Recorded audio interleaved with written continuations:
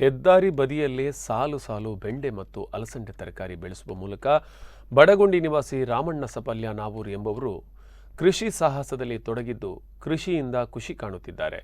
ಕಳೆದ 25 ವರ್ಷಗಳಿಂದ ತನ್ನ ಅಡಿಕೆ ತೋಟ ಮತ್ತು ಗದ್ದೆಯಲ್ಲಿ ತರಕಾರಿ ಬೆಳೆಯುತ್ತಿದ್ದು, ಕಳೆದ 2 ವರ್ಷಗಳ ಹಿಂದೆ ಇವರ ಜಮೀನಿನ ಒಂದು ಭಾಗ ಹೆದ್ದಾರಿ ವಿಸ್ತರಣೆಯಿಂದ ಕೈತಪ್ಪಿತ್ತು. ಪ್ರಸ್ತುತ ಬಂಟ್ವಾಳ ಪುಂಚಾಲಕಟ್ಟೆ ರಾಷ್ಟ್ರೀಯ ಹೆದ್ದಾರಿ ವಿಸ್ತರಣೆ ಕಾಮಗಾರಿ ಭರದಿಂದ ನಡೆಯುತ್ತಾ ಇದ್ದು, ಈ ರಸ್ತೆ ಬದಿ ಉಳಿದಿರುವ ಅಡಿಕೆ ತೋಟಕ್ಕೆ ಇವರು ರಕ್ಷಣೆ ಬೇಲಿ ಅಳವಡಿಸಿದ್ದಾರೆ.